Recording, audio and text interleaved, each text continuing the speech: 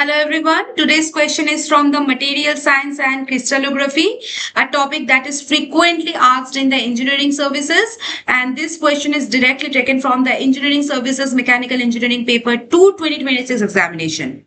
And although the question gives extra information such as atomic weight, number of atoms, and Avogadro's number, notice carefully that part 1 asks only for the interplanar spacing. So a smart engineer always identifies the relevant data before solving. Okay, so this ability saves valuable time in the competitive examination. Now first, let us write the given information. Crystal structure is BCC, that is the body centered cubic, and lattice parameter A, this is 0.286 nm, and plane is 110. Okay, now notice that the atomic weight and Avogadro's number are not required for calculating the interplanar spacing. Okay, now before using a formula, ask yourself which data are actually required.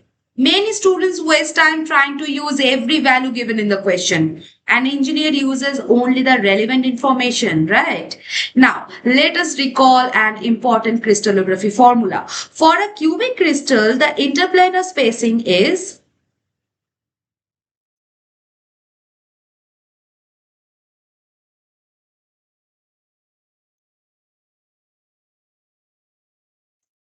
where this is the interplanar spacing. A is the lattice parameter and H, K, L, these are Miller indices. Okay. Now, remember something important. This formula is valid for the simple cubic, body-centered cubic, and face-centered cubic. The crystal structure changes the allowed planes for diffraction, but the geometric formula for spacing in cubic crystal remains the same. Okay, now many students think like BCC has a different spacing formula. This is incorrect. All the cubic crystal system we use the same geometric expression, this. Okay, so this is a favorite conceptual question. Now substitute the given values. The Miller indices are 110, so therefore H is 1, K is 1, L is 0. So D 110, this is 0.286 by root over of 1 square plus 1 square plus 0 square. So simplifying this, we are getting 0.286 by root 2, and we know root 2 is 1.414. So D110, this will be 0.286 by 1.414. So this is basically 0.202 nm. Okay.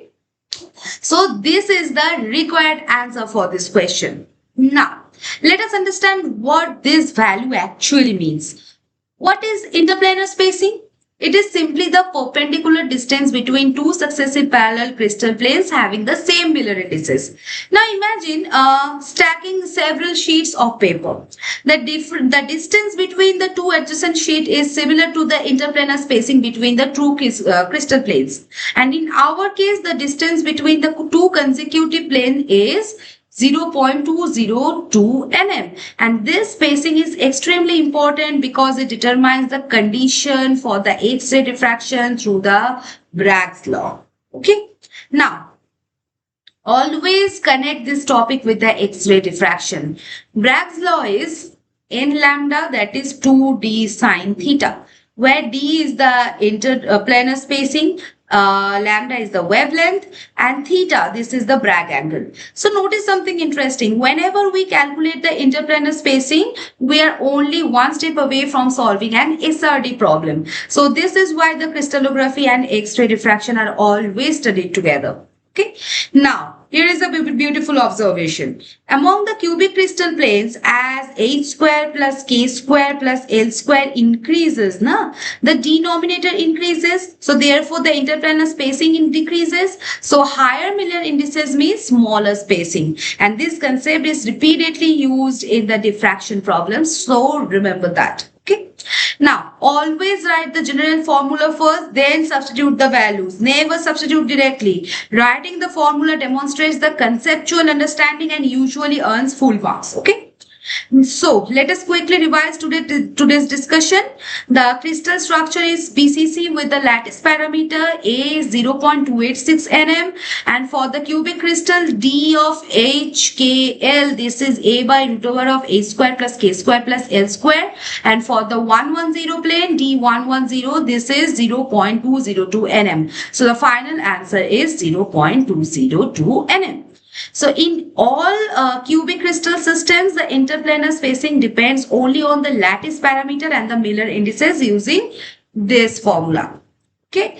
So if you remember this formula, understand its physical meaning and connect it with the Bragg's law, you will be able to solve almost every basic crystallography question asked in the engineering service examination. Okay. So I hope now the concept is clear to you. So we will meet at the next session with a new question. Bye-bye.